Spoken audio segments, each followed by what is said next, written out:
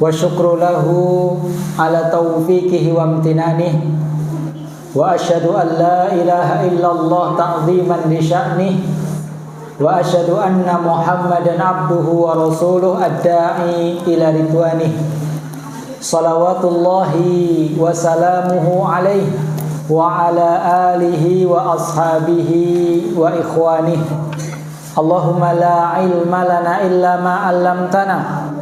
Allahumma 'allimna ma yanfa'una wanfa'na bima 'allamtana warzuqna ilma. Allahumma inna na'udzubika min ilmin la yanfa' wa min qalbin la yakhsha wa min nafsin la tashba wa min du'ain la yustajabu lah. Amma ba'du, kaum muslimin muslimat, Bapak Ibu, adik-adik jamaah kajian Masjid An-Nur dan pemirsa dimanapun berada yang semoga senantiasa dimuliakan oleh Allah Subhanahu wa Ta'ala. Alhamdulillah, senantiasa kita terus bersyukur kepada Allah atas segala limpahan nikmat yang Allah berikan kepada kita, sehingga pada kesempatan malam hari ini alhamdulillah kita dapat berkumpul kembali di tempat yang paling baik dalam rangka untuk thalabul ilmi. Kita berdoa memohon kepada Allah agar memberikan kepada kita tambahan-tambahan ilmu yang bermanfaat, ilmu yang tidak hanya menjadi pengetahuan, wawasan saja, tapi ilmu yang bisa kita amalkan dan amalan-amalan yang semoga diterima oleh Allah Subhanahu wa Ta'ala. Bapak Ibu, adik-adik jamaah rahimani Allah wa iyyakum, insyaallah pada kesempatan kali ini kita akan bersama-sama mengkaji hadis Nabi SAW yang disebutkan oleh Al-Imam An-Nawawi dalam kitab beliau Hadis Arba'in Nawawiyah. Dan insya Allah pada kesempatan kali ini kita akan melanjutkan mengkaji hadis yang ke-22. Hadis yang ke-22. Saya bacakan teks hadisnya. Hadis yang ke-22. An Abi Abdillah Jabir bin Abdillah Al-Ansari radhiyallahu anhuma, dari Abu Abdillah Jabir bin Abdillah Al-Ansari, semoga Allah meridhai keduanya. Anna rajulan sa'ala Rasulullah sallallahu alaihi wasallam, bahwasanya ada seorang pemuda yang bertanya kepada Rasulullah sallallahu alaihi wasallam. Pemuda tersebut berkata, "Ara'aita idza shallaitul maktubat wa sumtu Ramadan wa ahlaltul halala wa harramtul harama wa lam azid ala dzalika syai'an a'adkhulul jannah?" Pemuda tersebut bertanya, "Ya Rasulullah, apa pendapatmu? Kabarkan kepadaku, jika saya mengerjakan sholat fardu saja, mengerjakan sholat yang wajib saja, dan saya mengerjakan puasa Ramadan saja, puasa yang wajib, dan saya menghalalkan yang halal, mengharamkan yang haram, dan saya tidak menambahi sedikit pun dari itu semuanya, apakah saya bisa masuk ke dalam surga?" Maka Rasulullah menjawab, "Na'am, iya." Artinya iya, engkau bisa masuk ke dalam surga. Rawahu Muslim. Jadi di dalam hadis tersebut ada seorang pemuda bertanya kepada Rasulullah SAW bahwasanya jika pemuda tersebut hanya, di dalam hadis ini disebutkan 4 amalan yang dia amalkan, tapi semuanya adalah amalan-amalan yang wajib. Yang pertama, saya hanya melakukan sholat yang wajib saja, sholat fardu saja, tidak menambah dengan yang sunnah. Saya hanya puasa yang wajib saja, puasa Ramadan. Saya menghalalkan yang halal, mengharamkan yang haram. Artinya menghalalkan yang Allah halalkan, mengharamkan apa yang Allah haramkan. Dan saya tidak menambahi sedikit pun dari itu semuanya. Bisakah saya masuk ke dalam surga? Maka Rasulullah menjawab, iya, bisa. Ya. Alhamdulillah, karena ini memang hadis ini memberikan kabar gembira kepada kita. Ya, bahwasanya peluang untuk masuk ke dalam surga itu sangat besar. Nanti insyaallah akan kita sebutkan. Namun sebelum kita mempelajari hadis Nabi SAW tersebut, seperti biasa kita sedikit memperkenalkan sahabat yang meriwayatkan hadis tersebut. Hadis ini bersumber dari sahabat yang mulia Abu Abdullah. Ini kunyahnya Abu Abdullah. Nama beliau adalah Jabir bin Abdullah. Terkenal dengan namanya Jabir bin Abdullah. Kunyah beliau, yaitu ada beberapa kunyah yang dikenal dari beliau. Ya, kunyah beliau dikatakan beliau itu kunyahnya Abu Abdullah, Abu Abdurrahman, Abu Muhammad. Namun yang masyhur, yang populer, kunyah beliau adalah Abu Abdullah. Namanya adalah Jabir. Beliau putra dari sahabat yang mulia Abdullah. Jadi beliau dan ayahnya kedua-duanya adalah seorang sahabat. Oleh karenanya doanya radhiyallahu anhuma. Semoga Allah meridhai keduanya. Ayahnya ini adalah sahabat yang mulia. Ya, yang ayahnya tersebut yaitu Abdullah itu gugur atau wafat dalam perang Uhud. Ya, wafat dalam perang Uhud. Sahabat Jabir bin Abdullah itu diantara keutamaannya beliau itu hampir seluruh peperangan dengan Rasulullah beliau ikuti. Semangatnya beliau berjihad dengan Rasulullah. Akan tetapi ada dua peperangan yang besar yang tidak beliau ikuti, yaitu perang Badar dan perang Uhud. Tapi ada alasan kenapa beliau tidak ikut perang Badar dan perang Uhud, karena ayahnya melarang. Ayahnya memerintahkan Jabir untuk menjaga adik-adiknya, karena kebetulan beliau itu punya 9 adik perempuan.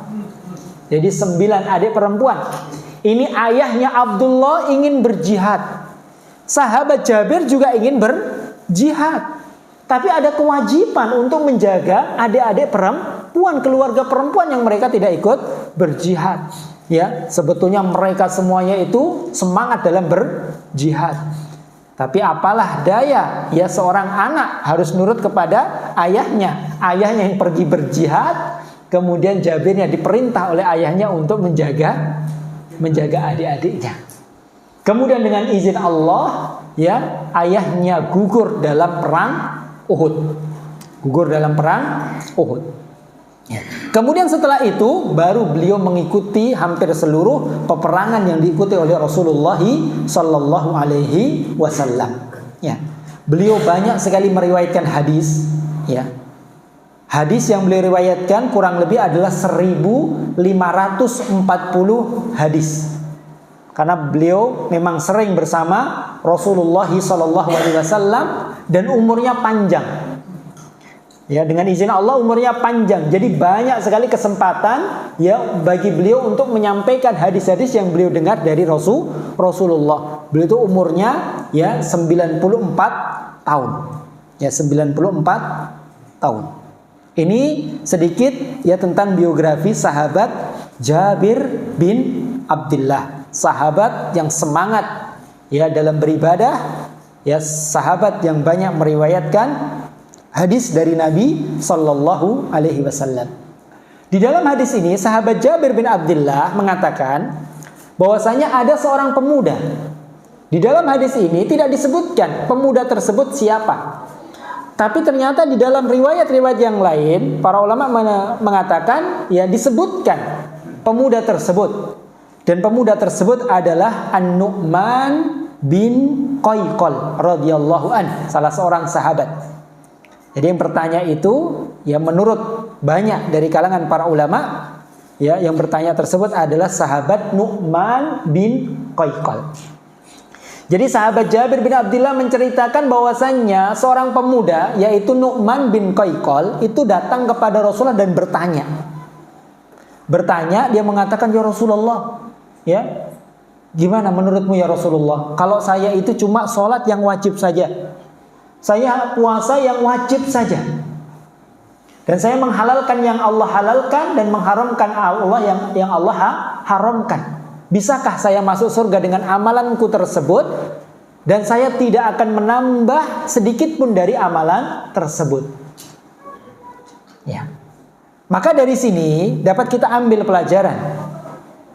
Ya, pelajaran tersebut sekali lagi dan ini berkali-kali menunjukkan kepada kita semangatnya para sahabat dalam mempelajari ilmu agama. Semangatnya para sahabat dalam bertanya kepada Rasulullah. Sahabat Nu'man bin Qaiqal bertanya, ya Rasulullah, apa pendapatmu? Ini menunjukkan semangatnya para sahabat dalam belajar, ingin mencari tahu, mencari ilmu. Ya. Kemudian hadis ini menunjukkan bahwasannya di antara tujuan utama mereka para sahabat itu beramal itu untuk mendapatkan surga. Dari mana kita tahu? Sahabat Nu'man bin Qaiqal, pemuda tersebut mengatakan, ya Rasulullah, kalau saya sholat 5 waktu, saya puasa Ramadan, apakah bisa dengan amalanku tersebut saya masuk ke dalam surga? Ini menunjukkan bahwasanya para sahabat itu beramal tujuannya adalah untuk masuk surga. Ya, niatnya karena Allah Subhanahu wa taala.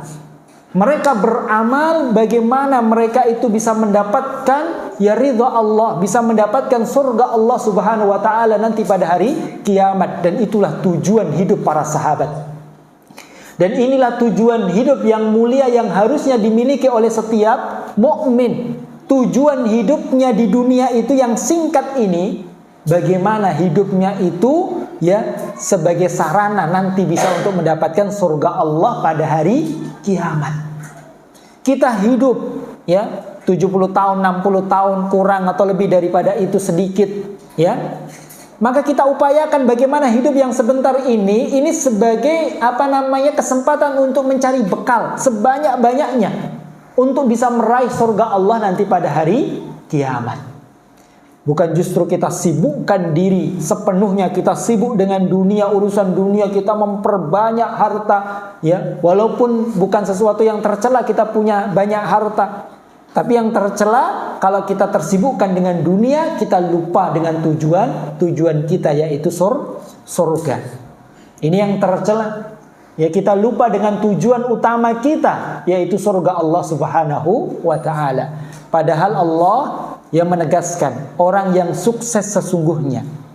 Banyak orang yang berbicara tentang kesuksesan hidup. Orang yang sukses itu Masya Allah, ya orang mengatakan orang yang sukses itu sudah punya pekerjaan yang mapan.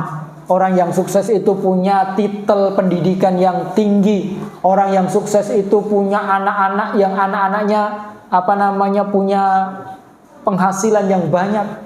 Itu ukuran sukses sebagian manusia.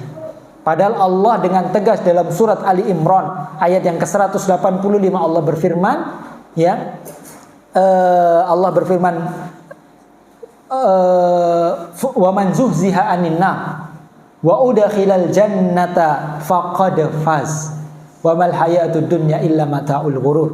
Kata Allah, barang siapa yang nanti di akhirat dia dijauhkan oleh Allah dari api neraka, selamat dari api neraka, dan dimasukkan ke dalam surga, faqad faz, maka sungguh dialah orang yang sukses. Jadi orang yang sukses itu yang selamat akhiratnya. Dia bisa selamat dari neraka, masuk ke dalam surga. Tidak peduli bagaimana kehidupan dia di dunia. Mau di dunia dia tidak punya harta, di dunia dia tidak disepelekan manusia, di dunia dia tidak dihargai manusia, ya tidak masalah. Yang penting adalah dia mendapatkan akhirat. Dia mendapatkan surga nanti pada hari kiamat, dan Allah mengatakan wa mal hayatud dunya illa mataul ghurur. Dan tidaklah kehidupan dunia itu hanyalah kenikmatan yang menipu. Dan awal dari ayat tersebut Allah mengatakan kullu nafsin dha'iqatul maut.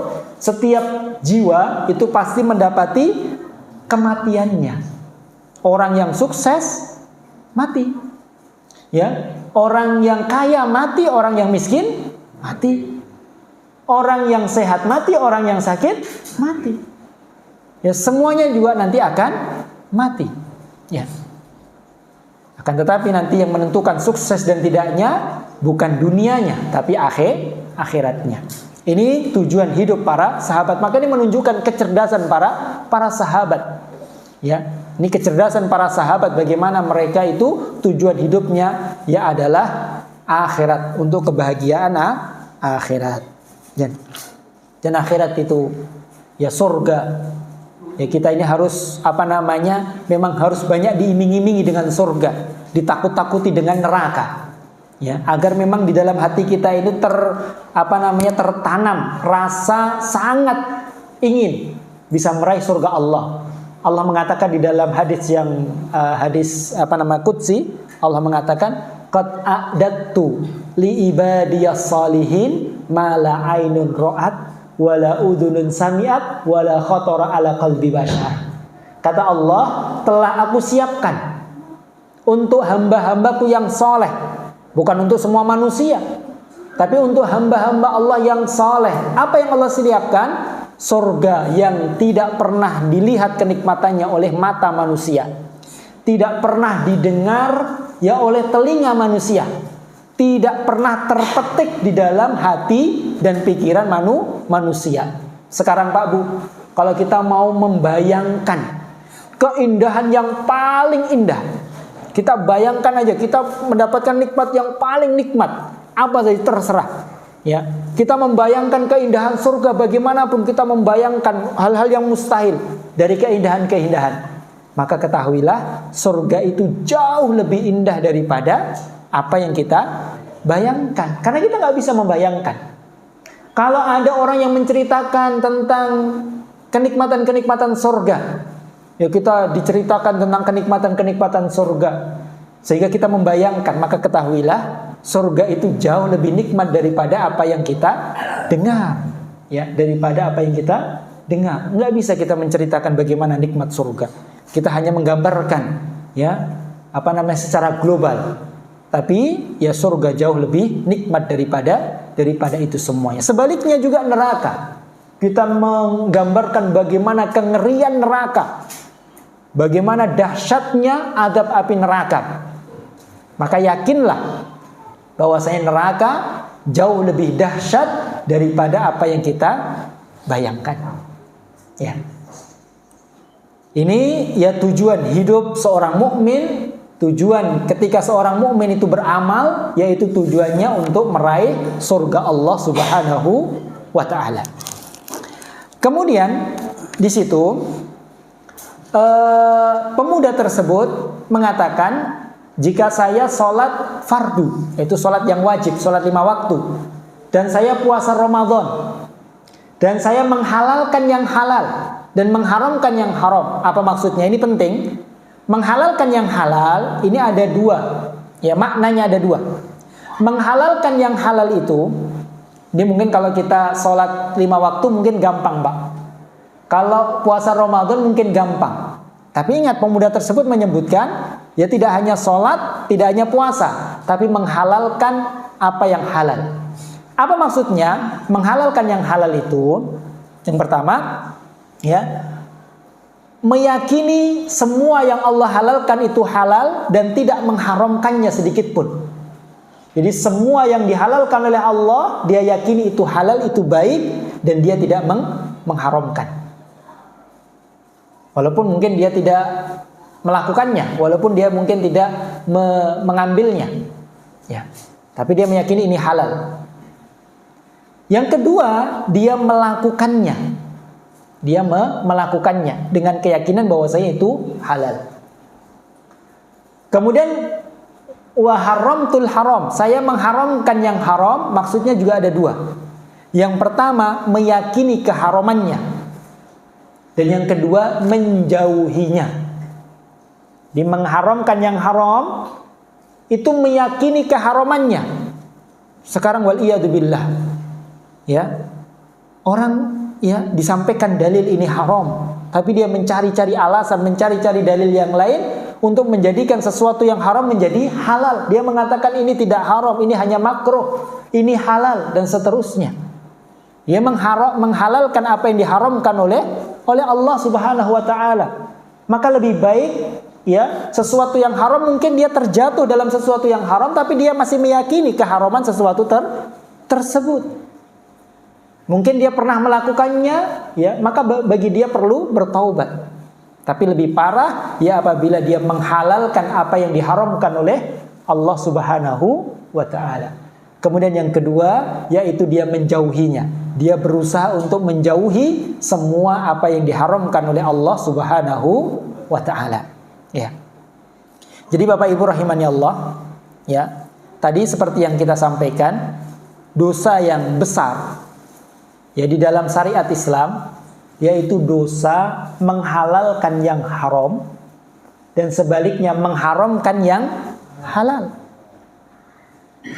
Ya, apalagi sudah sampai kepadanya hujjah, dalil. Disampaikan ayat, disampaikan hadis bahwa ini halal, ini haram, tapi dia menolak, dia mengatakan sebaliknya. Karena hawa nafsunya. Karena hawa nafsunya. Misalnya ada suatu perbuatan, mohon maaf ini kita ambil contoh saja, ya. Tapi saya nggak mau ambil contoh, takutnya ada. Ya, ada sesuatu yang haram, ya, dia masih mengerjakan sesuatu yang haram tersebut. Untuk membela dirinya dia mengatakan ini tidak haram, ini halal. Ini termasuk dosa besar. Kata Allah Subhanahu wa taala, "Wala taqulu lima tasifu alsinatuhumul kadhiba, hadza halalun wa hadza haramun, litaftaru 'alallahi al-kadzib." Janganlah sekali-kali engkau mengatakan, lisanmu mengatakan kebohongan, mengatakan ini halal, ini haram, ya, untuk mengada-ngadakan suatu kebohongan terhadap Allah Subhanahu wa taala. Ya. Dalam ayat yang lain Allah mengatakan, ya ayyuhalladzina amanu la tuharrimu thayyibati ma ahallallahu lakum.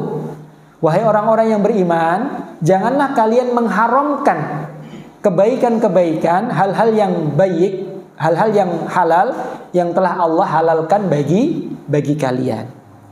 Ya. Ini ya, menghalalkan yang halal, mengharamkan yang haram.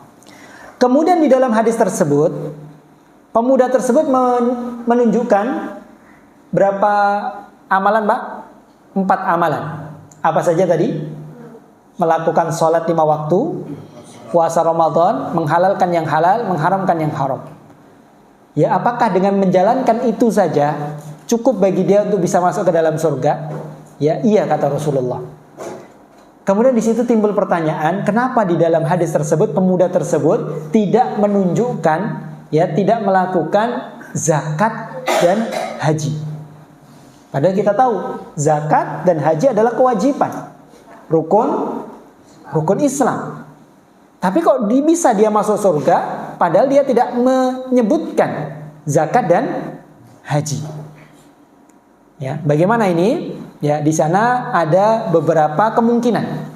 Kenapa pemuda tersebut tidak melakukan atau tidak mengabarkan, ya, bahwasanya dia melakukan haji atau zakat? Dia mencukupkan dengan sholat dan puasa saja. Yang pertama, kemungkinan yang pertama, ya, bahwasannya ya haji dan zakat itu masuk dalam ucapan pemuda tersebut, wa ahlaltul halal wa haramtul haram. Saya menghalalkan yang halal. Jadi menghalalkan yang halal itu melakukan sesuatu yang baik, yang halal. Wa haramtul haram, dan mengharamkan sesuatu yang haram, artinya meninggalkan sesuatu yang haram. Maka berarti pemuda tersebut melakukan ketaatan yang wajib. Ya, karena meninggalkan kewajiban itu adalah keharaman. Ya, dia meninggalkan kewajiban itu berarti melakukan keharaman. Padahal pemuda tadi mengatakan wa haramtul haram, saya mengharamkan sesuatu yang haram, yaitu menjauhi perkara yang haram. Berarti pemuda tersebut itu juga melakukan haji dan melakukan zakat, karena masuk dalam ucapan dia wa haramtu al haram. Ini kemungkinan yang pertama. Jadi pemuda tersebut sebetulnya tidak hanya melakukan sholat 5 waktu dan puasa Ramadan, tapi semua kewajiban dia kerjakan, yang wajib saja, dan semua yang haram dia tinggalkan. Kemudian kemungkinan yang kedua, ya, dia tidak zakat dan tidak haji karena pemuda tersebut tidak mampu. Karena zakat itu dan haji kuat kaitannya dengan kemampuan harta. Ya, orang kalau nggak punya harta, orang miskin misalnya, ya, dia tidak punya kewajiban karena zakat itu ada nisabnya, ada batasannya kapan wajib dia zakat. Ya, bisa jadi orang tersebut miskin sehingga tidak wajib bagi dia zakat. Dosa atau tidak, Pak? Enggak, karena dia tidak wajib zakat, dia nggak punya harta. Ya, gugur kewajiban berzakat. Apalagi haji, ya, dia juga tidak haji. Ini kemungkinan yang kedua. Kemungkinan yang ketiga, bahwasannya hadis ini turun sebelum kewajiban haji dan kewajiban zakat. Karena kewajiban di dalam syariat itu tidak langsung semuanya, jadi bertahap. Yang pertama adalah sholat. Sholat itu kewajiban yang Allah wajibkan itu sebelum Rasulullah hijrah ke Madinah. Akhir sebelum Rasulullah hijrah ke Madinah. Pendapat yang kuat yaitu sekitar 1,5 tahun sebelum Rasulullah hijrah ke Madinah dalam peristiwa Isra Mi'raj. Itu ketika Rasulullah masih di Makkah. Itu kewajiban sholat. Jadi kewajiban sholat itu lebih dulu. Kemudian kewajiban zakat, puasa, haji itu baru Allah wajibkan ketika Rasulullah sudah hijrah ke Madinah. Yang pertama setelah sholat yaitu puasa dulu. Puasa dan zakat ini Allah wajibkan pada tahun yang sama, yaitu 2 Hijriyah. Yaitu tahun kedua Hijriyah. Hanya saja bulannya itu lebih dulu, ya, kewajiban puasa. Ya, kewajiban puasa. Kemudian haji ini terakhir. Haji ini Allah wajibkan, ya, di sana ada perselisihan dari kalangan para ulama, namun yang kuat yaitu pada tahun 9 Hijriyah. Jadi ya, pemuda tersebut bertanya kepada Rasulullah dan hanya menyebutkan sholat dan puasa, ya bisa jadi karena memang belum ada kewajiban untuk melakukan zakat dan kewajiban melakukan haji. Ini beberapa kemungkinan yang disampaikan oleh para ulama. Kemudian kaum muslimin muslimat rahimani Allah wa iyyakum, ini yang penting, bahwasanya hadis ini menunjukkan, ya, peluang seorang muslim untuk masuk ke dalam surga itu sangat besar. Pintu surga itu terbuka lebar-lebar. Peluang untuk masuk ke dalam surga bagi setiap muslim peluangnya sangat besar. Untuk masuk ke dalam surga itu tidak hanya orang yang benar-benar dia mengerjakan semua perintah agama, ya, meninggalkan seluruh larangan agama, tidak. Ya. Bahkan orang selain mereka, ya, itu bisa masuk ke dalam surga selama dia seorang muslim. Oleh karenanya Allah Subhanahu wa taala berfirman dalam surat Fatir ayat yang ke-32. Dalam surat Fatir ayat yang ke-32 Allah berfirman, "Tsumma awrasnal kitabal ladzi istafaina min ibadina." Ya, kemudian kami wahyukan kitab Al-Qur'an kepada orang-orang yang kami pilih dari hamba-hambaku. Jadi Allah menyebutkan orang-orang yang dipilih dari hamba-hamba Allah Subhanahu wa taala. Ini semua orang-orang muslim, dan orang-orang ini nantinya akan masuk ke dalam surga. Siapa mereka? Faminhum dzalimun li nafsi. Di antara mereka ada orang-orang yang mendolimi diri mereka sendiri. Orang yang zalim dia. Wa minhum muqtasid. Dan di antara mereka ada orang yang pertengahan. Nanti akan kita jelaskan. Wa minhum sabiqun bil khairat. Dan di antara mereka ada orang-orang yang berlomba-lomba dalam kebaikan.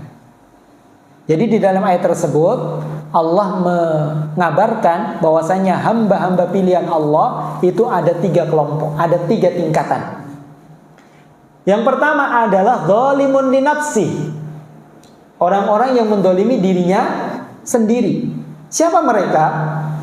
Ya, orang-orang yang mendolimi dirinya sendiri ini orang yang terkadang berbuat kebaikan, terkadang dia beribadah, tapi terkadang dia berbuat keburukan, terkadang dia bermaksiat. Terkadang berbuat baik, nanti bermaksiat. Berbuat lagi, baik lagi, bermaksiat lagi. Jadi mencampur adukkan, artinya dia ya kadang berbuat baik, kadang berbuat buruk. Ya. Dan kelompok ini disebutkan oleh Allah Subhanahu wa taala dalam firman-Nya, wa akharuna tarafu bidunubihim khalatu amalan salihan wa akhar sayyi'an asallahu ayyatuba alaihim innallaha ghafurur rahim. Dan mereka itu orang-orang yang mengakui dosa-dosa mereka. Mereka mencampur aduk amalan soleh dan kemaksiatan. Kadang beramal soleh, kadang bermaksiat. Ya semoga saja Allah mengampuni dosa-dosa mereka, menerima taubat mereka. Sesungguhnya Allah Maha Pengampun lagi Maha Penyayang. Ini zalimun li nafsi. Dan zalimun li nafsi ini disebutkan pertama oleh Allah. Kenapa? Para ulama menjelaskan karena kebanyakan orang yang masuk ke dalam surga ini golongan yang ini. Golongan orang yang zalimun li nafsi. Ya. Kemudian yang kedua, ini lebih baik, muqtasid. Orang yang pertengahan. Siapa mereka? Yaitu orang-orang yang menjalankan kewajiban-kewajiban mereka. Ya, dia melakukan sesuatu yang wajib, tapi tidak yang sunnah, hanya yang wajib saja. Dan meninggalkan yang haram. Ya. Tapi yang sunnah dia tidak kerjakan. Ibadah-ibadah sunnah tidak dia kerjakan. Dia hanya mengerjakan yang wajib. Puasa-puasa yang wajib, sholat-sholat yang wajib, zakat-zakat yang wajib, itu saja. Yang dia tinggalkan pun yang haram, yang makruh mungkin masih dia terjang. Ini muqtasid, ini pertengahan. Dan ini yang dibahas di dalam hadis yang kita pelajari, yaitu muqtasid, orang yang hanya melakukan, mengerjakan yang wajib, tapi tidak yang sunnah. Yang lebih tinggi lagi, kelompok yang ketiga, ya, yaitu sabiqun bil khairat. Orang-orang yang berlomba-lomba dalam kebaikan. Siapa mereka? Ya, orang yang menjalankan ketaatan, yang wajib semua dia kerjakan, plus dia tambah sesuatu yang sunnah. Sholat dia tidak hanya sholat yang wajib, dia sholat yang sunnah juga. Puasa tidak hanya dia puasa yang wajib, puasa yang sunnah. Yang wajib yang sunnah dia kerjakan. Ya, larangan-larangan yang makruh, yang haram dia tinggalkan. Ini sabiqun bil khairat. Ya, sabiqun bil khairat. Ini yang paling tinggi, yang paling baik.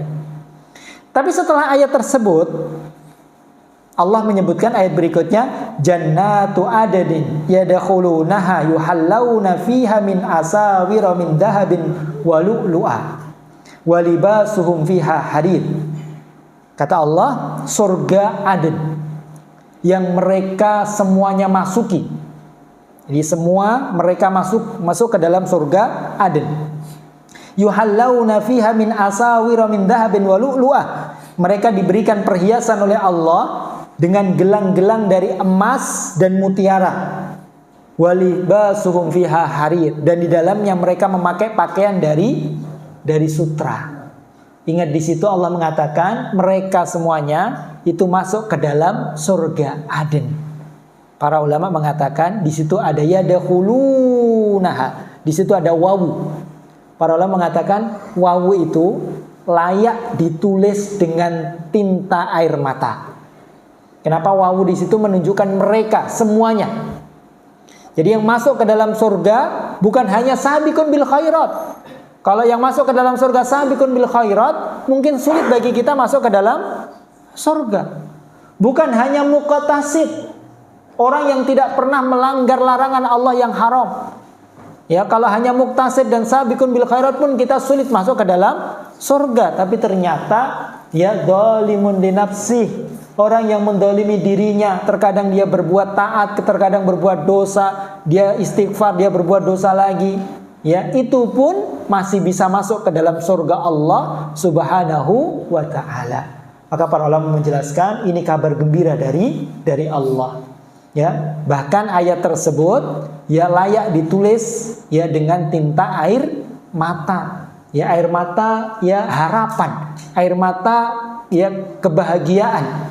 Karena ternyata kita walaupun orang banyak berbuat dosa ya, tapi kita masih beriman, terkadang kita berbuat ya ketaatan, ya masih besar peluangnya untuk bisa masuk ke dalam surga Allah Subhanahu wa taala. Ya. Tapi bukan berarti ya kalau begitu saya berbuat dosa sajalah, toh juga masih ada kemungkinan masuk ke dalam surga. Enggak. Ya. Jadi di situ ya sahabat tersebut mengatakan a'adakhulul jannah, apakah bisa saya masuk ke dalam surga? Maka Rasul mengatakan iya. Ya bisa masuk ke dalam surga. Tapi perlu diketahui, para ulama menjelaskan masuknya dia ke dalam surga itu ada dua kemungkinan. Masuknya seseorang ke dalam surga itu ada dua kemungkinan. Yang pertama, masuk surga secara langsung. Masuk surga secara langsung.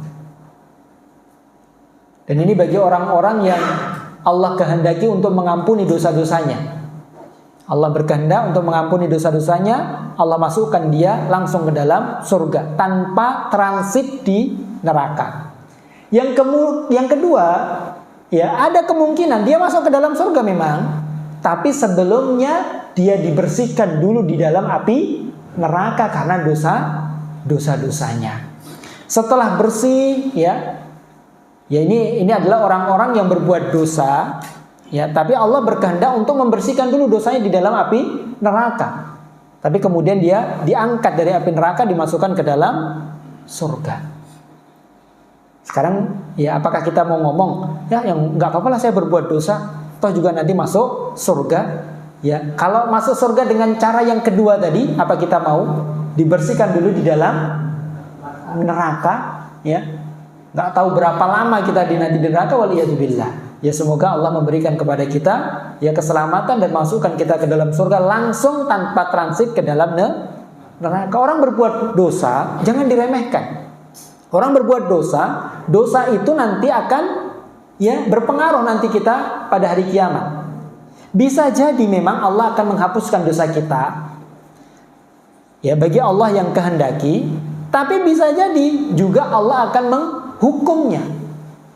Ya, kita juga jangan jangan menganggap aman. Wah nanti juga Allah pasti akan mengampuni dosa kita. Ya kalau kita diampuni, kalau dibersihkan dulu dalam api neraka kan juga repot. Tentunya kita maunya masuk surga langsung tanpa ya masuk ke dalam api neraka. Maka tentunya kalau bisa kita menjadi orang yang sabiqun bil khairat. Ya sabiqun bil khairat. Kalau enggak ya muktasid. Tapi kalau memang benar-benar enggak bisa, ya zalimun li nafsi, tapi ingat ketika kita berbuat dosa harus diiringi dengan perbuatan kebaikan. Berbuat dosa langsung istighfar, langsung bertaubat, langsung berbuat kebaikan. Kata Allah, al-hasanat yudhibnas sayyiat. Kebaikan-kebaikan akan menggugurkan keburukan-keburukan. Kemudian kaum muslimin muslimat rahimani Allah wa iyyakum,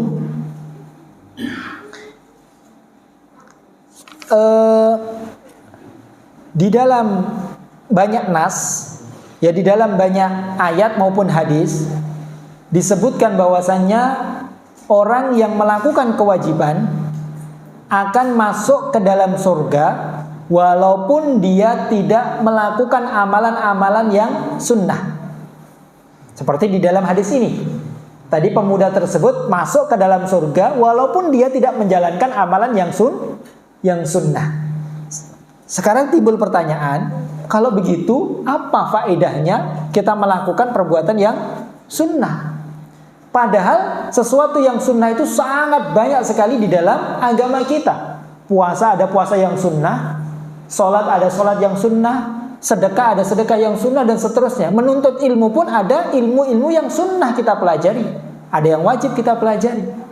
Kalau dengan yang wajib saja kita bisa masuk ke dalam surga, ngapain kita sibuk-sibuk dengan yang sunnah? Maka perlu kita ya jelaskan ya bahwasanya perkara yang sunnah itu sangat banyak sekali manfaatnya. Bukan sia-sia, tapi memberikan manfaat ya yang banyak, yang besar. Saya akan sebutkan 2 saja manfaat kita menjalankan ibadah yang sunnah. Yang pertama, manfaat yang pertama, ibadah yang sunnah itu akan menyempurnakan pahala ibadah yang wajib. Ya, dia menutupi kekurangan ibadah yang wajib dari kita. Ya, kalau kita saya cukup yang wajib saja, sholat yang wajib saja. Ya, kalau sholat wajibnya pahalanya sempurna. Kalau tidak, saya puasa yang wajib saja. Ya, kalau puasa wajibnya puasa wajib yang sempurna. Kalau tidak, ya, maka bisa disempurnakan pahalanya dengan yang sunnah. Misalnya sholat wajib, ada sholat rawatib sebelum atau sesudah sholat wajib. Itu diantara faidahnya menyempurnakan sholat yang wajib. Puasa yang sunnah, ya, menyempurnakan pahala puasa yang wajib. Kata Rasulullah SAW, Rasulullah bersabda, Inna awwala ma yuhasabun nasu bihi yaumal qiyamah min amalihim sholat. Sesungguhnya amalan yang pertama kali akan dihisab dari manusia nanti pada hari kiamat adalah sholatnya. Ya. Qala, kemudian Rasulullah mengatakan, yaqulu rabbuna jalla wa ala li malaikatihi wa huwa a'lam. Allah mengatakan kepada para malaikatnya, ya. Dan Allah lebih tahu sebetulnya. Allah mengatakan, ungdur fi salati abdi atammaha am naqasaha. Lihatlah kepada solat hambaku itu, sempurna atau tidak solat wajibnya. Fa in kanat tamatan kutibat lahu tamatan. Kalau solat wajibnya sempurna, ya dia kerjakan dengan baik, sempurna semuanya, maka tulis pahala yang sempurna 100%. Wa in kana intaqasa minha syai'an, tapi kalau di dalam ibadah wajibnya ada kekurangan, tidak sempurna, maka Allah mengatakan ungduru hal li abdi min tatawu'in, maka lihatlah apakah hambaku tersebut ada ibadah sunnahnya. Kalau ada ibadah sunnahnya, maka sempurnakan pahala yang wajib tadi, yang kurang tadi, dengan ibadah yang sunnah tadi. Ya. Dan itu berlaku untuk semua ibadah. Jadi kalau ibadah kita yang wajib tidak sempurna, masih ada kemungkinan ya pahalanya akan disempurnakan oleh Allah dengan ibadah yang sunnah. Maka ini sangat bermanfaat. Kemudian faedah yang kedua dari ibadah yang sunnah, bahwasanya ibadah yang sunnah itu mengangkat derajat. Mengangkat derajat. Tadi kita sebutkan 3 kelompok manusia yang semuanya masuk ke dalam surga dengan izin Allah. Tapi ingat, ya, mereka masuk dalam surga, tapi derajat di dalam surga tidak sama. Karena surga itu darajat, surga itu bertingkat. Iya, yang zalimun li nafsi masuk ke dalam surga, tapi mungkin dia masuk ke dalam surga tingkatan yang paling bawah. Sabiqun bil khairat, jelas dia lebih baik. Ya, amalannya lebih banyak. Ya, maka tentunya Allah Maha Adil, surganya pun yang lebih tinggi. Sekarang kalau kita ditawarin mau surga yang paling bawah atau surga yang paling tinggi, ya tentunya kita mau masuk surga yang paling tinggi. Dan itu yang diperintahkan oleh Rasulullah. Ya, idza sa'altumul jannah fas'alu jannatal firdaus. Kalau kamu minta surga, maka jangan nanggung-nanggung. Minta surga langsung minta surga firdaus, surga yang paling tinggi. Jadi ya, nggak apa-apa lah saya berbuat dosa atau juga masuk ke dalam surga. Ya bisa jadi nanti surganya yang paling rendah. Maka tetap ya kita banyak beramal, ya entah itu yang wajib maupun yang sunnah tetap kita kerjakan semampu kita. Ya hal-hal yang dilarang oleh Allah nggak peduli itu makruh itu haram, ya kita tinggalkan semuanya. Ya berharap ya kita mendapatkan banyak pahala, sehingga dengan banyak pahala tersebut ya kita masuk surga, di surga yang tinggi, ya surga yang lebih banyak kenikmatan di dalamnya. Taib, ya kaum muslimin muslimat rahimani Allah wa iyyakum.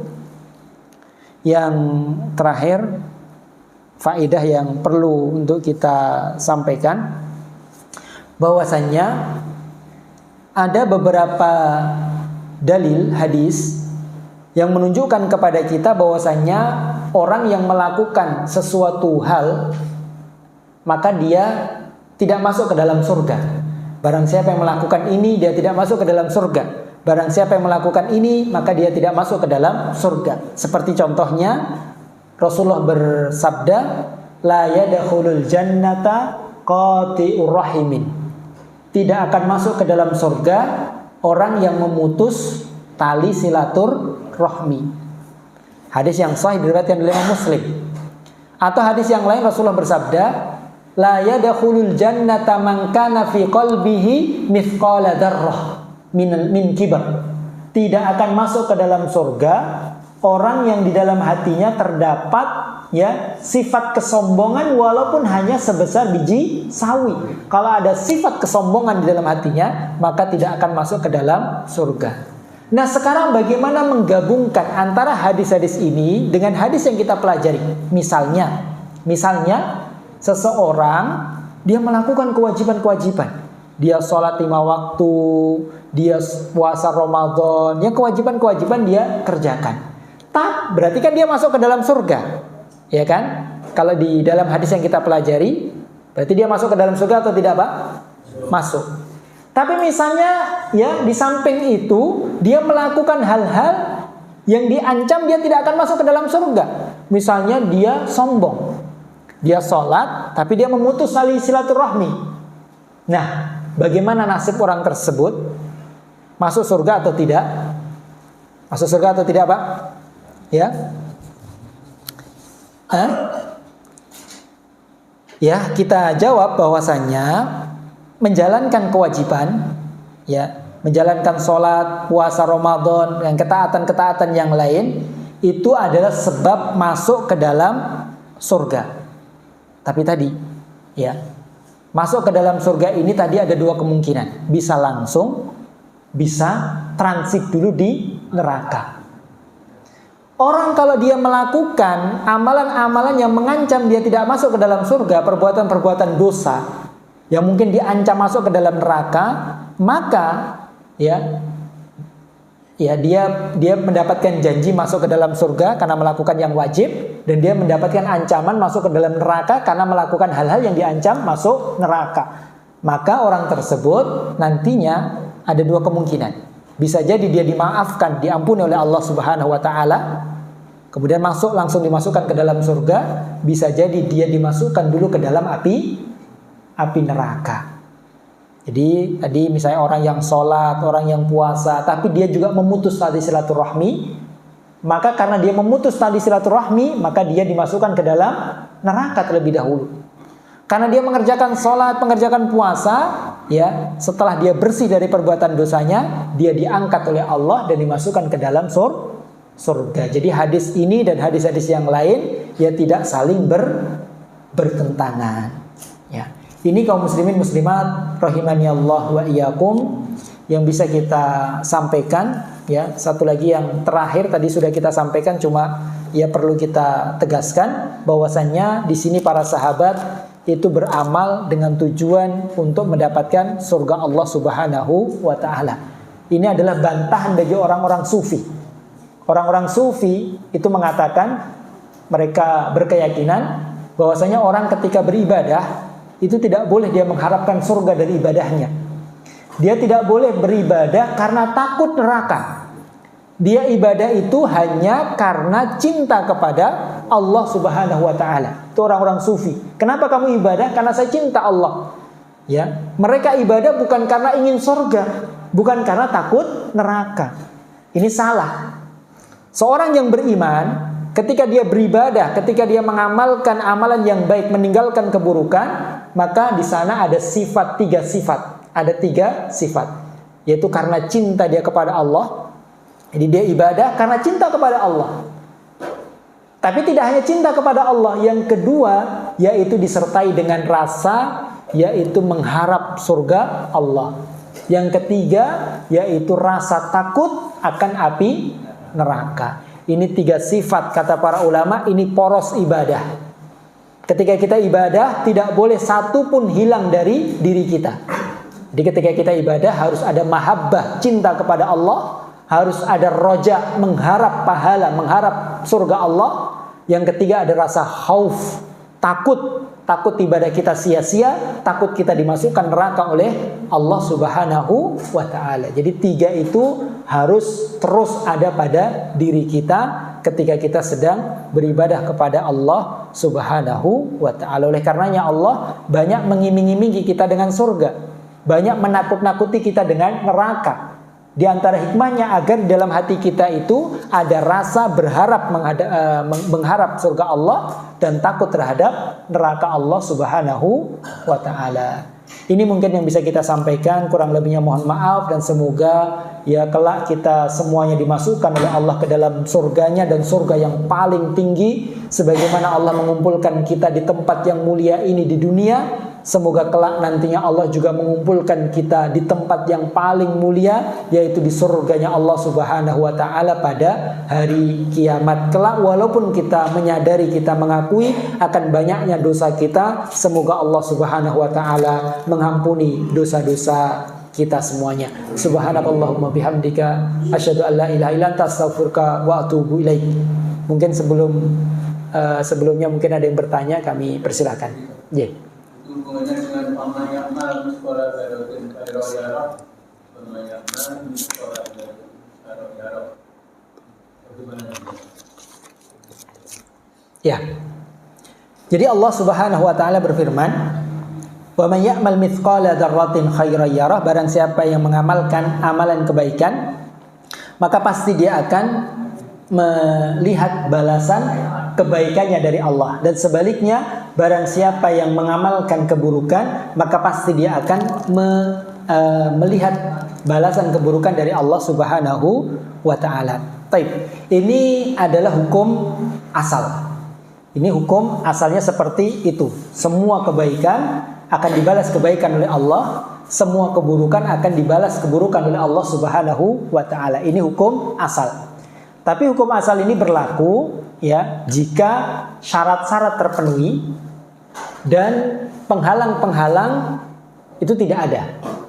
Artinya dia beramal kebaikan dengan syarat-syaratnya, dengan tidak ada penghalang-penghalangnya, maka dia akan mendapatkan balasan kebaikan. Maka dari sini tidak kita pastikan seorang yang berbuat kebaikan pasti akan mendapatkan kebaikan. Bisa jadi kebaikannya tidak diterima. Jadi harus terpenuhi syarat dan tidak ada penghalang. Begitu juga dengan orang yang melakukan keburukan. Ya, hukum asalnya pasti dia akan melihat balasan keburukan. Tapi di sana ada penghalang-penghalang. Bisa jadi dia tidak akan mendapatkan balasan keburukan. Mungkin karena Allah mengampuninya dan seterusnya, dan semua itu sesuai dengan kehendak Allah Subhanahu wa taala. Baik. Mungkin yang lain, ibu-ibu ada yang ditanyakan? Kalau tidak ada, mungkin bapak-bapak ada yang tanyakan lagi? Ini kan. Ya, satu lagi. Kan, untuk orang neraka dulu kan itu. Apakah siksa yang paling ringan di neraka kita jabarkan bagaimana siksaan paling ringan di neraka? Ya. Yang pertama ya tidak boleh kita meremehkan kedahsyatan azab api neraka. Orang mengatakan saya berbuat dosa nggak apa-apa lah, yang penting saya beriman, toh juga nanti orang yang beriman pasti masuk surga walaupun di neraka terlebih dahulu. Ya, maka perlu kita mengetahui bahwasanya neraka itu ya walaupun itu sesaat ya, walaupun neraka itu yang paling ringan siksaannya, karena siksaan neraka juga darokat ya, artinya bertingkat juga. Neraka itu bertingkat. Kalau surga ke atas, kalau neraka itu ke bawah. Semakin ke bawah maka semakin berat siksaannya. Disebutkan oleh Rasulullah siksaan yang paling ringan yaitu siksaan yang Allah berikan kepada paman beliau Abu Thalib. Diriwayatkan ya bahwasanya siksaan beliau itu dipakaikan sandal dari api neraka ya. Kemudian ke ubun-ubunnya, kepalanya itu mendidih Itu menggambarkan betapa panasnya, dan itu terus menerus. Terus menerus, tidak hanya 100 tahun, 1000 tahun, terus menerus. Ya, abadan, selama-lamanya. Dia mati, dia dihidupkan lagi. Mati, dihidupkan lagi, terus menerus. Ya. Itu siksa api, ya, siksa api neraka. Sekali lagi, kalau kita mendengar siksaan api neraka, maka yakinlah neraka itu jauh lebih ngeri daripada apa yang ya kita dengar. Maka tentunya kita tidak rela, kita tidak mau ya kita masuk neraka walaupun hanya sesaat. Disebutkan di dalam hadis, orang yang dicelupkan sekali celupan, set masuk neraka langsung dientas. Itu adalah orang yang paling merasakan nikmat hidup di dunia. Dia puluhan tahun hidup di dunia di atas kenikmatan-kenikmatan. Bahkan orang yang paling bahagia di dunia. Mungkin kalau kita bicara mungkin raja yang paling kaya raya, semua dia punya, apapun yang dia mau di dunia dia bisa. Dan itu dia rasakan bertahun-tahun, puluhan tahun, yang mendapatkan nikmat yang paling enak di dunia. Kemudian di api neraka, di akhirat dicelupkan ke neraka sekali celupan saja. Langsung habis itu diangkat lagi. Kemudian setelah dicelupkan ke neraka, Allah bertanya, "Wahai hambaku, ya, pernahkah engkau merasakan kebaikan sebelum ini, kenikmatan sebelum ini?" Orang tersebut mengatakan, "La ya Rabb, demi Allah saya tidak pernah merasakan kenikmatan hidup sedikit pun. Padahal orang itu adalah orang yang paling nikmat hidupnya di dunia." Maka para ulama menjelaskan, satu celupan neraka itu, satu celupan saja, itu melalaikan, melupakan ya semua kenikmatan hidup yang pernah kita rasakan. Sebaliknya, ya, di situ disebutkan dua orang, yaitu dicelupkan ke surga sekali celupan. Ternyata dengan sekali celupan, padahal orang itu adalah orang yang paling sengsara hidupnya di dunia. Tidak hanya sehari dua hari, puluhan tahun dia sengsara. Dia susah makannya, dia pokoknya ya paling sengsara. Dengan sekali celupan surga, ternyata melupakan semua kesedihan, semua kelelahan, semua kesengsaraan, ya, hidup yang bertahun-tahun dia rasakan. Maka ini ya menunjukkan betapa dahsyatnya, betapa agungnya ya siksa neraka dan nikmatnya ya kenikmatan surga. Maka semua nanti kelelahan kita, kesedihan kita, lelah kita, ya kesengsaraan hidup kita di dunia, kalau kita masuk ke dalam surga maka semuanya akan ya hilang. Ya, semuanya akan hilang. Tapi cukup mungkin ini yang bisa kita sampaikan. Subhanakallahumma bihamdika asyhadu an la ilaha illa anta astaghfiruka wa atubu ilaik. Wassalamualaikum warahmatullahi wabarakatuh.